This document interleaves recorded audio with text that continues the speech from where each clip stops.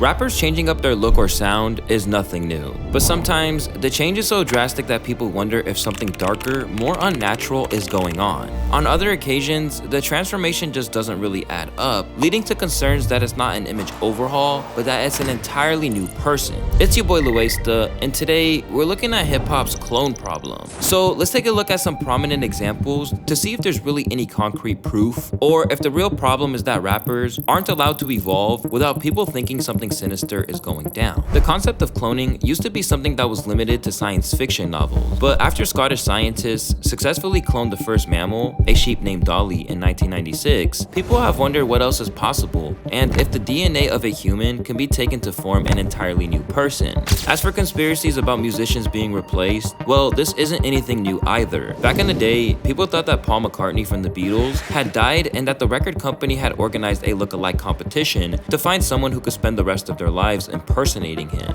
While in the 21st century, everyone from Avril Lavigne to Britney Spears have been accused of passing on only to be replaced by a doppelganger. But in hip-hop, these things have gone a little further, and as rappers kept emerging out of the pen rocking a major makeover, fans have speculated that there's something seriously going down. It's not just the audience either. Some rappers, like the controversial right-wing MC Tom MacDonald, have even tapped into this concept and even explained how he thinks it happened. The Illuminati knows the answers, taking bone samples to clone rappers, but the artists in prison to silence their vision, genetic copies going home, man. Because he made this track, some of Tom's fanatical fans thought that he was putting himself in danger. But who are these alleged clones? And if this is the ongoing program that conspiracy theorists think it is, then who is the blueprint? Well, the man who really started to get the ball rolling was a trap legend who went from out of shape to the picture of health during his time in prison. And to many people, the transformation was a little too drastic to be taken at face value. Of course, I'm talking about the legendary Gucci Mane. When Guap went into prison in 2014, after pleading guilty to possession of a firearm by a convicted felon, he wasn't in the best condition. A self-confessed lean addict, Gucci had to undergo the pains of withdrawals while he was behind bars, and by the sounds of it, the experience nearly killed him. But through that, he lost over 100 pounds and really focused on bettering himself. I was drinking pints of lean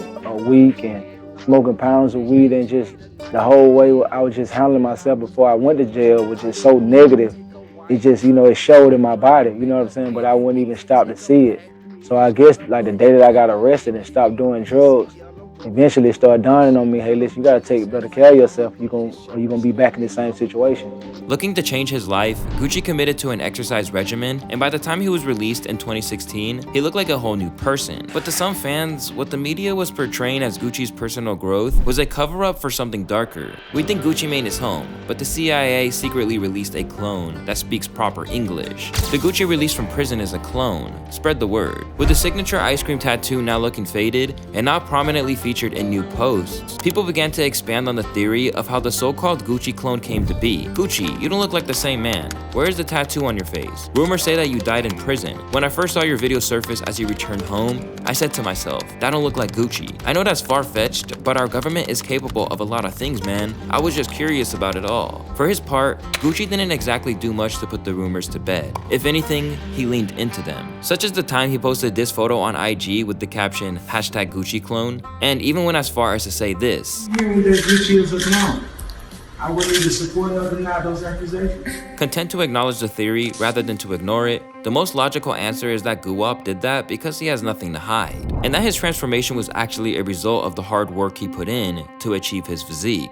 In a way, I feel like I grew. I kind of morphed into a different person, shed some of my old ways. I can say I grew up. I love the person I was, I love the person I am, and I love the person I grew to be. I tried to lose weight, I tried to take care of myself, change my thinking, my environment and associates, the ones that weren't benefiting me. I guess that's the transformation everybody is saying they can't believe, but I can believe it. As for why the public was so bothered by his new appearance that they had to come up with an unlikely explanation for it, Gucci said that it's because the hip-hop community just doesn't necessarily want to see self-improvement. Sometimes people kind of want you to fail. They want to see you fall. People love to see tragedy. These days, the Gucci that we see is something we're all pretty used to. So the theory has kind of died down. And now, Guwap actually remembers that time period pretty fondly. Do you think the Gucci clone conspiracies were a reflection of how toxic like the hood mentality is? It was entertaining to me. Yeah. I kind of thought it was funny. I enjoyed the Gucci clone. I ain't gonna sit here in front. Do you feel like a clone sometimes? No, I don't feel like a clone, but I did kind of like the, man, that shit was funny. Yeah. It was funny, like, damn, they think I'm not really the same person. Now they on my dick again. Now it's like, now I'm not a clone. Keep going with the clone shit. Don't stop that. As Guwap's new form has just become a normality, the hip-hop world turned towards other major shifts in a rapper after they went to jail. In fact, even Gucci himself got in on the act when it came to Kodak Black. When Yak was pardoned by Trump and released from prison in early 2021, his first public appearance came in a video uploaded by famed jeweler Johnny Dang. Seeing Kodak with a much more slender physique and a whole host of new ink, the speculation started all over again. Rather than helping him to shut it down, Guwap was soon getting in on the joke. Man, I'm talking about, is you a clone now, huh? Cause that's what I heard. You know they got the little software shit. You, me. Yeah. You got all my clothes. I got you look your like stuff. me, all kind of shit. Oh, I look like you. Yeah, you look like me in the face. After that, Kodak kept going at Gucci and looked like he might be in his feelings about the whole thing. When you said, oh, is you a clone or not, you know what I should have hit you with? I might be. That's why I should have told you, little ugly. You got that smooth haircut with no waves on that motherfucker. Over time, Kodak seemed to get increasingly annoyed by the conspiracy. Why this don't sound like Kodak? What the hell? So who I sound like? All this little clone shit starting to make me mad. Despite his best efforts, people are still looking at Kodak like there's something fundamentally different about him. In fact, there's no shortage of videos from interviews where people think that his clone may have temporarily glitched. Like Kodak, could you date an OnlyFans bitch, bruh? Cause I know how you be in love. From becoming a Hebrew Israelite with the name Bill Capri to continually struggling with drug issues, Kodak has had a tough time since he came out from jail. As a result, his music career hasn't exactly flourished either. So for some fans, it seems like the idea that he's some counterfeit Kodak is easier to handle than that he's just fallen off. Not to beat a dead horse, but I keep hearing new tracks and they just aren't the same. Maybe not a clone, but I am yet to hear a song from Kodak in the past 4 years with any soul behind it. I'm all for personal growth and moving on from bad habits, so props for him getting it together. In the eyes of many Kodak fans, he's just never been the same since he was released. And at the moment, people are saying the exact same thing about NBA YoungBoy. Since the moment he emerged from prison in 2019 with a fresh look, people were convinced that wasn't the YoungBoy they knew before he went in. This video prompted responses such as, "YoungBoy's a clone, ain't no damn way." For real though, did they clone YoungBoy? Largely placed on house arrest since then, YoungBoy has kept releasing music, but his demeanor is very different to what we've come to expect. And when he started wearing makeup for a little while because it supposedly made him feel comfortable, people really thought something crazy must be going on for the Baton Rouge street rapper to suddenly be dressing up like he was fresh from Hot Topic rather than prison. From there, people just straight up began to ask him what was occurring, and at times, he leaned into it as a way to express how he has evolved. How you feel on people like saying you cloned and stuff? I am cloned. Yeah, when I say being cloned, shit, it's just being a new me. I am cloned. I changed a lot though. Where YoungBoy is taking pride in his transformation to the point that he's adapted to the clone theory, no one has purposefully run with it like Kid Buu. A Dragon Ball Z inspired rapper hailing from Jersey, Kid Buu was never a household name, but he made some major waves in the game with tracks like Death to SoundCloud, Dead Roses, and Misery Needs Company. But when he wasn't getting quite enough buzz in comparison to other rappers in the game, he created a new gimmick for himself where he became a self-professed clone. Suddenly, his interviews were an opportunity to explain his origins. I guess you were born in Jersey? Yeah. Originally, my first gen. I'm a second gen now. That's why you see the celebrity bursts say I'm born in Toronto, but that's false. My first gen was born in Jersey. However, I was cloned by Clonate in Canada. My model number is 0112568, if anyone wants to see the registration in Clonate. Okay. Well, what happened with my first gen is they took the skull so they could remove a fragment of bone that's located here. And in this fragment of bone, it stores all of your memories and consciousness. And with that, they can make a sufficient replica of yourself, a reproductive version of you, including your memories. And you can be selective as to which ones you keep or don't keep. This process has been around for quite some time. Now, most people naturally thought this was a bizarre new form of clout chase, but to others, what he was saying made perfect sense. He's telling the truth. I hope eyes are open. The fact that he looks so empty and answering questions without hesitation, and that it sounds so far-fetched, it might be true. Rather than backing off, Buu doubled down, releasing a video with his clone, and not acknowledging the fact that he actually has an identical twin brother. I was talking about the clone being fake. I thought I was lying about being cloned. What y'all gotta say now? You see him, We got the same tattoos, same hair, same genetic structure. Where other conspiracy theories about clones were created without rappers' approvals, not everyone was convinced. If you a grown man believing that a rapper with tattoos cloned himself and the clone came out with tattoos and the same hairstyle, if that's how you think cloning works, oh my God. I don't even know what to say to you. I still don't know what to say to you. For a while, everyone was pretty happy to play into his gimmick, including collaborators like Trippie Redd. Yeah, I'm a third gen though.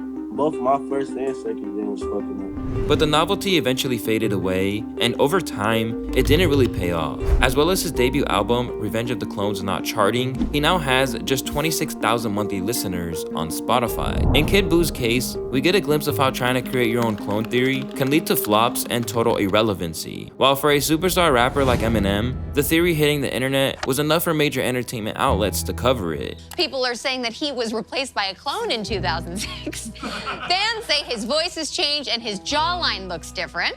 Over the years, there has been a few false alarms when it comes to Eminem's death. Some believe that he died from an overdose in 2006, or that he passed away from a car crash. An unreleased track called Fly Away from the Recovery era even saw him respond to this directly, spitting, "They said he died in a fatal car crash, so they know. Shit, if I did, it'd be a trailer, not a car." Still, even after he laid down those lyrics, a video of Shady at a football game had some people thinking his replica was glitching. Some of you may know him as Eminem, but he's gonna join the Saturday Night Crew with our music intro. Considering M is known to goof around, it's likely that's exactly what he was doing there. But it still hasn't stopped the idea that the man we see today is a genetically engineered Shady, with some fans sparking debates amongst his subreddit. The way cloning works is getting the DNA from something living and then finding an animal similar to the living thing the DNA belongs to. If Eminem was cloned, not only would he look exactly the same way, but he would be a newborn baby from the moment he was cloned. While Shady is likely the same person he's always been, he does believe that there's people out there trying to be like him, calling out other white rappers such as NF for jacking his style on The Ringer. Just be like everyone else in the fucking industry, especially in effing recovery, clone of me. In Eminem's case, it's clear that he doesn't even see the idea that he was recreated in a lab as worthy of acknowledgement. But the same can't be said for every hip-hop megastar, as in Kanye's case, the rumors are much more of his own creation. During his illustrious career, Ye has undergone many shifts in personality, so much so that some people who worked with him claim that they've met a lot of different versions of the producer turned rapper. I met like 5 or 6 different Kanye. The first 4 was awesome. The last 2 was a little bit. Couldn't you be like, do a Steve Harvey, be like, enough of this foolishness? No, music is sort of like a mind your business thing. While this could be interpreted as the many shifts in mindset Ye has undergone over the years, other people have taken what Jada said literally. The real Kanye was killed. Now we're dealing with clones. And for some, it's the fact that he's been so outspoken that's led him to be taken out. I believe that Kanye was replaced by an actor because he was going to expose whatever he knows is going on with popular groups. They couldn't risk the information getting out. Maybe he's dead or maybe he's hiding. In the wake of his anti-Semitic scandal, Ye has leaned into the theory, even freestyling about the process.